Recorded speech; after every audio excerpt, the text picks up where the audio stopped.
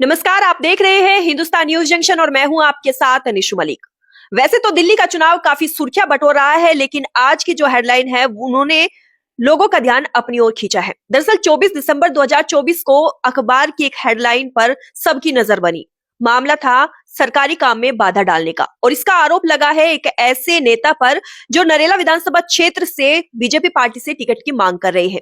आखिर क्या कुछ ये मामला है, सीधे बातचीत करेंगे नील दमन खत्री जी से और जानेंगे कि सर ये क्या है, क्यों आखिर हेडलाइन बनी है। 2014 का ये मामला बताया जा रहा है और 2024 में जो है इस पर आपको दोषी करार दिया गया है। क्या कुछ ये मामला है? ये मैम मामला है 14 नवंबर 2014 का। मैं उस समय एमएलए था और जनप्रतिनिधि होने के नाते नरेला क्षेत्र में गौतम कॉलोनी है जिसमें छोटे छोटे मकान थे। 20 गज, 25 गज, 50 गज, 40 गज, इस प्रकार के छोटे छोटे मकान लोगों ने बनाए थे। तो मुझे जानकारी मिली कि वहां जो है प्रशासन आया है और वो तोड़ फोड़ कर रहा है। और मेरे पास पुलिस से भी फोन आया कि लोग जो है यहाँ प्रदर्शन कर रहे हैं और इस प्रकार का कार्य कर रहे हैं। प्रशासन की तरफ भी से भी मेरे पास फोन आया और जनता की तरफ से ही मेरे पास फोन आया। मैं गया वहां जाकर के देखा तो गरीब लोगों के मकानों को तोड़ा जा रहा था। कई मशीनें वहां आई गई थी और मुझे लगता है कि वो जो 4-5 मशीनें वहां आई थी, अगर वो शाम तक अगर वो चलती तो पूरे नरेला को ही तहस नहस कर देती। तो लोगों का अधिकार है, देश की राजधानी है, हर आदमी चाहता है दिल्ली के अंदर आकर के रोजगार करे। और उन्होंने अपने छोटे छोटे मकान बनाए थे। तो दोषी तो उनको होना चाहिए जिन्होंने मकानों को अगर कानून का उल्लंघन करके बनाए गए, तो उन अधिकारियों का क्या हुआ जिन अधिकारियों ने वो बनवाए। उस समय जो है लोगों ने विरोध प्रदर्शन किया और प्रशासन जो है मेरे खिलाफ था और उन्होंने मेरे खिलाफ भी मुकदमा दर्ज कर दिया। मेरे साथ साथ 5 लोगों का और भी किया। और ये बात मुझे 2016-17 में पता लगी कि इस प्रकार का कोई केस दर्ज है। तो अदालत ने, अभी वो केस चल रहा था, पहले ये केस कई साल जो है रोहिणी कोर्ट में चला, उसके बाद विशेष अदालत है, विशेष न्यायालय है, एमएलए कोर्ट है, सीबीआई कोर्ट जो हमारी है, राउ जवेन्यू कोर्ट, उसमें ये केस चल रहा था, विचाराधीन था। तो अभी पिछली 24 तारीख को आदरणीय जज साहब ने इस पे आदेश पारित किए हैं कि 4 लोगों को बरी किया जाता है और नील दमन खत्री और मेरे साथ एक और व्यक्ति हैं जोगिंदर दहिया, उनको दोषी करार दिया गया। तो मैं आपके चैनल के माध्यम से ये कहना चाहता हूं कि हम जनता के लिए बने और जनता की लड़ाई लड़ने के लिए बने। अगर कोई अत्याचार अगर होगा, आपको पता है आज उन कॉलोनियों को आदरणीय मोदी जी ने पीएम उदय योजना के तहत पास भी कर दिया। दिल्ली के अंदर 1639 कॉलोनी जो है आदरणीय प्रधानमंत्री मोदी जी ने पास किया, उसमें वो कॉलोनी भी पास हो गई। तो मेरी तो समझ में नहीं आ रहा, हम तो एक बिचौले के रूप में वहां गए थे और इस प्रकार का न्याय जो है कि षड्यंत्र के तहत दिया गया, उसके लिए हम लड़ाई लड़ेंगे, लेकिन हम जनता के लिए बने। मैं आपको विश्वास दिलाना चाहता हूं कि हम जनता के लिए बने और जनता के लिए काम करते रहेंगे और जनता सर्वोपरि है। और जनता के लिए अगर लड़ाई नहीं लड़ेंगे तो फिर जनप्रतिनिधि होने का क्या काम है? ऐसे जनप्रतिनिधि का करेंगे क्या जो जनता के हितों के काम नहीं आ सकता? तो हमने उस समय जो है जो भी किया, पता नहीं किन कारणों से मेरे खिलाफ भी एफआईआर दर्ज कर दी, उसके लिए तो हम उच्च न्यायालय में जाएंगे। अभी इसमें दोषी करार मुझे दिया गया, मेरे साथ जोगिंदर दहिया को दोषी करार दिया गया है। इसके लिए मैं ऊपरी अदालत में भी जाऊंगा और निश्चित रूप से मुझे पूरा विश्वास है मुझे न्याय मिलेगा। लेकिन मैं अपनी जनता को विश्वास दिलाना चाहता हूं कि नील दमन खत्री जब तक जिंदा है जनता के लिए जिएगा और जनता के लिए मरेगा। और कोई अत्याचार अगर मेरे जनता के खिलाफ होगा तो उसकी लड़ाई में हमेशा लड़ता रहूंगा। 2014 के बाद 2024 दिसंबर में, वो भी तब जब चुनाव आने वाले हैं, तब इस मामले पर जो है अचानक से आपको दोषी करार दिया गया। क्या ये किसी पार्टी की साजिश है? क्योंकि चुनाव के टाइम पर जहां आपको टिकट देने की बात बीजेपी पार्टी की ओर से चल रही है, ऐसे में ये एकदम से केस का उछाल मारना और आपको जो है दोषी करार देना, क्या सोच रहे हैं इसके बारे में? मैं इसके बारे में क्या कह सकता हूँ? इसके बारे में मैं कुछ नहीं कह सकता क्योंकि जनता समझदार है, जनता सब चीजों को समझती है। मेरे क्षेत्र की जनता बहुत समझदार है और वो हर विषय को समझती है कि किस प्रकार के षड्यंत्र नील दमन खत्री के खिलाफ किए जा रहे हैं। तो मैं जनता से कहूंगा, भगवान से प्रार्थना करूंगा कि जिस प्रकार के षड्यंत्र ये मेरे खिलाफ किए जा रहे हैं, उनका भी न्याय जनता जरूर देगी और भगवान भी न्याय देगा और मुझे लगता है ऊपरी अदालत भी मुझे न्याय देगी। ये जो सरकारी काम में बाधा डालेगी, जो अवैध कॉलोनी की आप बात करें इनको तोड़फोड़ करने की, तो क्या आम आदमी पार्टी की सरकार थी? उस समय जो है आम आदमी पार्टी की सरकार, जो केजरीवाल की सरकार थी, लेकिन केजरीवाल ने अपना जो है रिजाइन दे चुके थे, लेकिन सरकार उन्हीं की थी। और उस समय मुझे पता ही नहीं चला कि मेरे खिलाफ भी मुकदमा दर्ज कर दिया और मेरे पास ना कोई आया मेरे को 2016-17 में जब वो कोर्ट का नोटिस आया कि आपके ऊपर कोई केस है, तब मुझे पता लगा 3 साल बाद। तो जब मुझे पता ही नहीं लगा उस दिन कोई गिरफ्तारी हुई, तो आप देख रहे हैं कि 2-3 लोगों की गिरफ्तारी दिखाई, वो भी कौन लोग गिरफ्तार हुए, वो कहां हैं, वो मुझे नहीं पता। लेकिन जो लोग गिरफ्तार नहीं हुए और जिनको पता नहीं, और 3 साल बाद 2 साल बाद जाकर के उसकी जानकारी मिली, तो मुझे लगता है कि देखो, जनता के बीच रहने वाले व्यक्ति हैं हम, जनता के लिए जीते हैं, जनता के लिए मरते हैं। और मैं बिल्कुल चिंतित नहीं हूं। अगर जनता के लिए मुझे न्यायपालिका सजा भी देगी तो उसको भी मैं भुगतने के लिए तैयार हूं। जिस प्रकार से अखबार में धाराएं लिखी गई है 143, 147 जो है, न जाने कौन कौन सी धाराओं के तहत आपको दोषी है, तो क्या आपके पास कोई नोटिस वगैरह नहीं आया था? क्योंकि नहीं, 2014 मैं आपको बताना चाहता हूं, ये मैं कोर्ट में था उस दिन, और उस दिन जिस दिन दोषी करार दिए गए, तो ये जो धाराएं हैं बेलेबल धाराएं हैं, और इनके लिए हम जो है बेल एप्लीकेशन लगाएंगे। और अभी इसमें कोई सजा नहीं हुई कि इसमें कोई, ये जरूरी नहीं है कि इसमें जेल ही जाना पड़ता है, ऐसा नहीं है। इन धाराओं के अंतर्गत हो सकता है जज साहब जो है किस प्रकार का फैसला देंगे, और जिस प्रकार का फैसला देंगे जज साहब, उसके बाद हमारे जो वकील हैं वो निर्णय करेंगे। क्या ये जो अखबार में लिखा हुआ है कि आपने भीड़ को भड़काया, जो है पत्थरबाजी की गई, पुलिस वाले भी जो है इसमें घायल बताए गए 2-3, तो क्या भीड़ क्या कहना चाह रही थी? क्या आपने भीड़ को उकसाने का काम किया था? नहीं नहीं, मैं कभी ऐसा काम नहीं करता। मैं जनता के हितों की रक्षा के लिए करता हूं।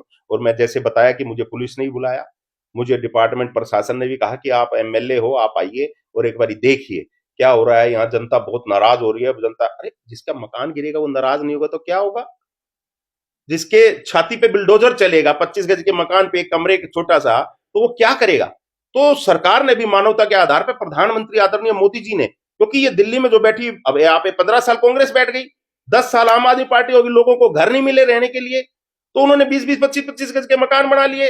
अब उनके ऊपर फिर बिल्डोजर चलाया, प्रशासन पैसे लेके चला जाता है, चाहे कोई भी प्रशासन रहा हो। अब जब जिनकी सरकारें रही तो प्रशासन भी उन्हीं का रहा। अब उन्होंने पैसे लेकर इस प्रकार के काम कराए, तो उन लोगों को रहने का अधिकार नहीं मिलना चाहिए क्या? आदरणीय मोदी जी ने उनको रहने के लिए छत दी है। अब नियम में, कानून में उन कॉलोनियों को पास किया गया है। अब मोदी सरकार उनको रजिस्ट्री भी दे रही है, लोन भी दे रही है। मैं धन्यवाद करना चाहता हूं आदरणीय प्रधानमंत्री नरेंद्र मोदी का, जिन्होंने पीएम उदय योजना के तहत ऐसी कॉलोनियों को पास किया। अब एक बार फिर से जो है बुलडोजर की बात नरेला में चल रही है। राम चौक पर जो है सड़क चौड़ी करने को लेकर दुकानों के बाहर नोटिस चिपका दिए हैं। 8 तारीख को क्या होने वाला है? क्या फिर से दुकानें टूटेगी, फिर दंगे होंगे? देखो, मैं आपको बता देना चाहता हूं, ये कहीं ना कहीं प्रशासन मिसगाइड है। मेरी समझ में नहीं आता, जब 66 फुट का रोड नरेला में है और 66 फुट से ऊपर कभी एक्वायर नहीं किया जीवन में, तो कहां से बड़ा रोड आ गया? आज मौके पे जाकर देखो, 66 फुट का रोड है। ये कोई 1-2 एजेंसियां हैं जो ब्लैक मेलर हैं, जो पैसा ठगना चाहते हैं व्यापारियों से। उनको भी मैं चेतावनी देना चाहता हूं, अब तुम्हारी भी खैर नहीं है। इस प्रकार लोगों को, अदालतों को जाकर भी भ्रमित करते हैं ऐसे लोग। और मैं विश्वास के साथ कह सकता हूं, नरेला में कोई तोड़फोड़ नहीं होगी, ना हम उन्हें देंगे। 2000 दुकानें जो है उसके अंडर आ रही है। हाँ। और लोग जो है कह रहे हैं कि 8 तारीख को जो है बड़ी संख्या में जो है तोड़फोड़ की जाएगी। जनता में डर है, कह रहे हैं कि कोई जो है नेता उनकी मदद करने के लिए तैयार नहीं है, और सभी दुकानों पे नोटिस भी नहीं है, कुछ एक दुकानों पर जो है नोटिस चिपकाए गए। देखो, मैं आपको बता देना चाहता हूं, ये नरेला क्षेत्र की जनता सब जानती है। जब भी कोई दिक्कत आई है, चाहे नरेला के अंदर किसी प्रकार की भी दिक्कत आती है, तो नरेला के लोगों के साथ, जनता के साथ नीलदमन खत्री खड़ा रहता है। और आपको पता है जिस प्रकार का ये केस मेरे ऊपर बना है, और अभी इसके बारे में भी सबको जानकारी है। इसी प्रकार से बहुत जन आंदोलन मैंने किए। जनता के लिए आंदोलन करने में क्या दिक्कत है? जनता के लिए आंदोलन करूंगा, जनता की लड़ाई लड़ूंगा। अगर अन्याय होगा जनता के लिए, तो उसके लिए मैं चाहे न्यायपालिका तक जाना पड़े, मैं जाऊंगा, चाहे विरोध प्रदर्शन करना पड़े, करूंगा। लेकिन जनता के साथ अत्याचार बर्दाश्त नहीं करूंगा, नहीं करूंगा, नहीं करूंगा। तो 8 जनवरी को अगर बुलडोजर चलता है तो क्या आप जनता के साथ वहां सड़क पर उतरेंगे? मैं आपको बता देना चाहता हूं, इसके लिए हम अदालत भी जा चुके हैं, लेकिन अन्याय हम सहन नहीं करेंगे। अदालत में हम जा चुके हैं, इसके खिलाफ जा चुके हैं, और अदालत के अंदर भी हमारा एक प्रतिनिधि मंडल जा चुका है, और निर्णय जो है हमारे पक्ष में होगा। क्योंकि झूठे तथ्यों के आधार पर इस प्रकार नरेला के अंदर वो तोड़फोड़ करने जा रहे हैं, जो गलत है। तो क्या ये जो अखबार की हेडलाइन बनी है, इसका आपकी टिकट पर कोई असर पड़ेगा? कोई दिक्कत नहीं है, टिकट की मुझे कोई चिंता नहीं है। मैं भारतीय जनता पार्टी का कार्यकर्ता हूं, और भारतीय जनता पार्टी जिसको टिकट देगी, मेरे लिए कोई मायने नहीं रखता। मैं विचारधारा के साथ जुड़ा हुआ हूं, जनता के साथ जुड़ा हुआ हूं। मैं टिकटों के लिए नहीं जुड़ा हुआ, मैं एमएलए बनने के लिए नहीं जुड़ा हुआ, मैं एमपी बनने के लिए नहीं जुड़ा हुआ। मैं लोगों के हितों की लड़ाई लड़ने के लिए जुड़ा हुआ हूं। मैं भारतीय जनता पार्टी की विचारधारा से जुड़ा हुआ हूं। पार्टी मुझे टिकट देगी तो मैदान में रहूंगा, नहीं तो जिसको देगी उसके साथ कंधे से कंधा मिला करके काम करूंगा और भारतीय जनता पार्टी का कमल नरेला में खिलेगा और दिल्ली में विधानसभा के अंदर भारतीय जनता पार्टी की सरकार आएगी। लेकिन जो 2100 रुपए का जो अरविंद केजरीवाल जी ने ऐलान किया है, उसके बाद 18,000 रुपए पुजारियों ग्रंथों का ऐलान किया है, उसका असर कितना जो है इसमें वोट पर पड़ेगा? जनता कितनी भ्रमित होने वाली? देखो, मैं ये आपको सच्चाई बताता हूं, हमारे देश की जनता बड़ी भोली भाली है और बहकाई में बहुत जल्दी आ जाती है। विशेष रूप से मेरी माताएं बहनें, वो बहुत जल्दी बहकाई में आ जाती है। मैं अपनी माताओं बहनों से निवेदन करना चाहता हूं कि एक बार आप देख लें कि 1,000 रुपए पंजाब में उन्होंने घोषित किया था कि हम हर बहन को 1,000 रुपए महीना देंगे। 2 साल हो गए सरकार को, 1 रुपया दिया किसी बहन को? ये चुनावी स्टंट है। पहले क्यों नहीं दिया? केजरीवाल ने 10 साल सरकार में बैठे थे, देते ना, हम तो खुश हैं, दे, हम तो खुश हैं। पुजारियों को पहले भी देते, वो 10 साल पहले क्यों नहीं दिया? अभी क्यों दे रहे हैं? ग्रंथियों को पहले भी देते 10 साल, हम तो खुश हैं। लेकिन आप एक हिसाब लगाओ, घर का भी एक बजट होता है। घर के अंदर अगर 25,000 रुपए की इनकम होगी और आदमी 50,000 रुपए का खर्चा होगा तो वो क्या होगा? ये केजरीवाल दिल्ली को बेचने का एक षड्यंत्र इसने रचा है। ये दिल्ली को बेच देगा। जब 70,000 करोड़ रुपए का बजट है दिल्ली सरकार का और उससे ऊपर का खर्चा एक साल में वो कैसे कर सकता है? कहां से आएगा पैसा? क्यों बहका रहा है जनता को? मेरी भोली भाली माताओं बहनों को बहकाने का काम कर रहा है। हाँ, डबल इंजन की सरकार जब आएगी, दिल्ली वालों ने ठाना है, डबल इंजन की सरकार अब आएगी। मोदी जी की सरकार दिल्ली में भी आएगी, सेंटर में भी आएगी और जनता के हितों के जो काम है आदरणीय मोदी जी के नेतृत्व में, मोदी जी की गारंटी के साथ दिल्ली में हम विधानसभा में कमल खिलाने जा रहे हैं। लेकिन आप ही के पार्टी के जो है परवेश वर्मा पर आरोप लगा है 1100 रुपए बांटने का और वोट खरीदने का, तो क्या ये सच है? बिल्कुल गलत, निराधार आरोप है। उनकी एक संस्था है, उनकी संस्था समाज के काम करती रहती है। उन्होंने कच्छ में, भूज में जब भूकंप आया था तो पूरे कई गांव बसाने का काम आदरणीय साहिब सिंह वर्मा जी ने किया। तो वो संस्था हमेशा समाज के हितों के काम करती रहती है। वो संस्था हमारी एक ऐसी संस्था है जो समाज में पिछड़े व्यक्ति हैं, पीछे रह जाने वाले व्यक्ति हैं, उनके लिए हमेशा काम करती रहती है। तो वो संस्था काम कर रही है, उस संस्था के हिसाब से वो कार्य चल रहा है। परवेश वर्मा को तो ऐसे घसीट रहे हैं पागलों की तरह। ये इनका दिमाग चल गया है, इनका दिमाग चल गया है। क्या गरीब लोगों की मदद करना कोई बुरा काम है? तो इसलिए परवेश वर्मा जी जो कर रहे हैं, मेरा अपना निजी हित मानना है, वो गरीब लोगों की मदद कर रहे हैं तो करते रहेंगे, कोई दिक्कत नहीं है। हर संस्था को अधिकार है। ये संजय सिंह जी की पत्नी अनीता जी का वोट काटने का आरोप भी जो है बीजेपी पार्टी पर लगा है। अब ये तो देखो जी किस प्रकार के लोग हैं, इन्होंने क्या कर रखा है। इन्होंने तो, मैं आपको सच बताऊं, जो रोहिंगा है यहाँ दिल्ली के अंदर, उनके आधार कार्ड बनवा दिए इन्होंने, वोटिंग कार्ड इन्होंने बनवा दिए। इन्होंने तो पूरा पाकिस्तान बनाने की तैयारी इस दिल्ली को कर रखा है इन्होंने तो बिल्कुल सत्यानाश करके रख दिया। इनका काम ही सिर्फ वोट बैंक का है और कोई नहीं है। तो इस प्रकार मेरी पीछे डीसीपी साहब से बात हुई थी कि यहाँ कितने रोहिंगा मिले, तो उन्होंने बताया कि उन्होंने पश्चिम बंगाल के आधार कार्ड बना रखे क्योंकि सरकार वहां भी इन्हीं की है। केजरीवाल जैसी सरकार वहां है, वहां से एंट्री करते हैं, वहां आधार बनवा लेते हैं, यहाँ वोटिंग कार्ड बनवा लेते हैं, यहाँ वोटिंग कार्ड बनवा लेते हैं, आधार कार्ड बनवा लेते हैं। लेकिन कह रहे हैं कि बीजेपी वालों ने जो है इनको यहाँ दिल्ली में बसा रखा है। अरे दिल्ली में बीजेपी तो विरोध कर रही है कि ये जो रोहिंगा और ये बांग्लादेशी आए किस लिए? हमारे यहाँ के लोग रहे ना, खुश रहे। पहले हम अपने परिवार के लोगों का ध्यान करेंगे, अपने देश के लोगों का ध्यान करेंगे। हम दूसरे देश के लोगों को कैसे राशन कार्ड तो वो राशन तो वो भी ले रहे हैं ना राशन कार्ड से। कौन? रोहिंग्या जो बसे हुए जिनका तो आधार कार्ड। मैं वही तो कह रहा हूँ, बीजेपी बांट रही है ना। पहले राशन बांट रही है। चेक करने का अधिकार किसका है? कैसी चेकिंग होगी? क्योंकि देश की सरकार तो बीजेपी की सरकार है। देखो अभी जांच हो रही है ना, जब तो दर्द हो रहा है, जांच होने लग रही है, पता लगने लग रहा है। जब 2 पीढ़ी का 3 पीढ़ी का जब ये पता लगेगा तेरा बाप कहां का है, तेरा दादा कहां का, अपने आप साफ हो जाएगा। दूध का दूध और पानी का पानी। अब आप हो, आपके पिताजी, आपकी माताजी, आपके दादाजी कहां थे? तो चेन सिस्टम जब पता लगेगा, आसाम में किया, मुख्यमंत्री जी ने किया है कि आप 40 साल का, 50 साल का, 60 साल का, 70 साल का रिकॉर्ड पेश करें। अपने आप पता लग जाएगा ये हिंदुस्तान का है या बांग्लादेश का है या ये रोहिंगा है। अपने आप जांच हो जाएगी। बकरे की मां कब तक खैर मनाएगी, काट की हांडी कब तक रहेगी? ये तो काट की हांडी जलकर रहेगी और ये दूध का दूध, पानी का पानी होकर रहेगा। रोहिंगा और बांग्लादेशी इस देश से इनको जाना पड़ेगा।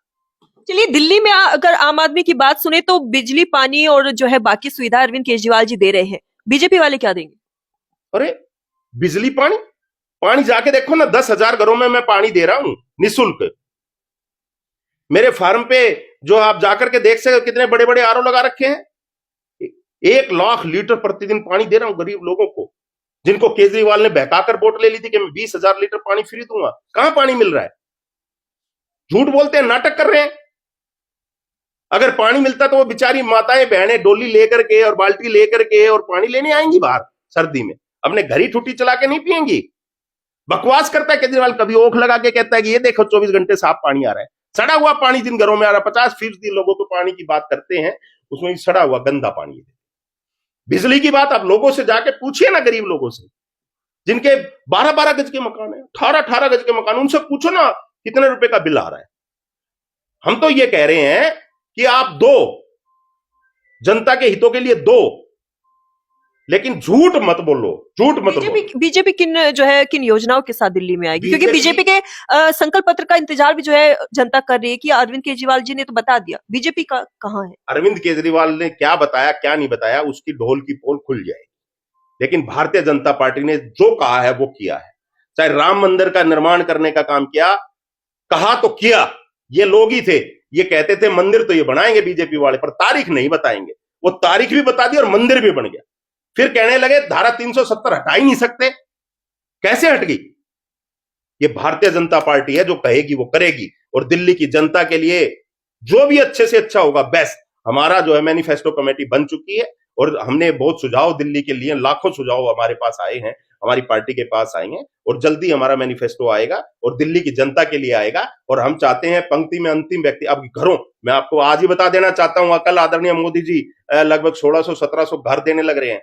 25 लाख रुपए उस घर की कॉस्ट है, जहां झुकी वहीं मकान। केजरीवाल ने कहां दिया? केजरीवाल ने जो पहले बने हुए थे मकान वे भी अलॉट नहीं किया, वे खंडर हो गए, चोरी करवा दिए, पता नहीं क्या इसका हिस्सा है या क्या करता है, ये मेरी समझ में नहीं आता। तो बीजेपी वाले हैं कहां? क्योंकि अरविंद केजरीवाल को तकरीबन 1 महीना हो जाएगा अपनी लिस्ट जारी किए हुए, बीजेपी वाले कहां गायब हो गए? देखो, मेरा परिवार बड़ा परिवार है, आम आदमी पार्टी की तरह नहीं है मेरा परिवार। मेरे परिवार में बहुत चीजें तय होती हैं, बहुत चीजें कमेटियां बैठती हैं, उसके बाद निर्णय होते हैं। आम आदमी पार्टी की तरह नहीं, आज कैंडिडेट तय कर दिया, कल बदल दिया, परसों बदल दिया, तो ये हमारी पार्टी में नहीं चलता। हमारी पार्टी में कैंडिडेट तय है, हमारा कार्यकर्ता चुनाव लड़ता है और वो कार्यकर्ता हर बूथ पर है। हमारी पार्टी ने कैंडिडेट तय कर रखा, कमल का फूल हर सीट पे, व्यक्ति AI BI CI इससे कोई फर्क नहीं पड़ता। तो क्या कहना चाहेंगे नरेला की जनता को आप? नरेला की जनता भारतीय जनता पार्टी का कमल खिलाने जा रही है और दिल्ली के अंदर भारतीय जनता पार्टी का कमल खिलेगा और नरेला की उसमें भारतीय जनता पार्टी की हिस्सेदारी होगी और नरेला विकास की ओर अग्रसर। तो हमने बातचीत की है नरेला विधानसभा क्षेत्र से पूर्व विधायक रहे नील दमन खत्री जी से, जो इस बार जो है प्रत्याशी के रूप में नजर आ सकते हैं। हो सकता है बीजेपी पार्टी नील दमन खत्री पर दांव खेलना पसंद करे। हालांकि ये तो लिस्ट जारी होने के बाद पता चलेगा कि बीजेपी ने किसको कहां से जो है टिकट देकर अपना प्रत्याशी बनाया है। तो लगातार विधानसभा चुनाव में हमारे साथ बने रहिए और देखते रहिए हिंदुस्तान न्यूज जंक्शन।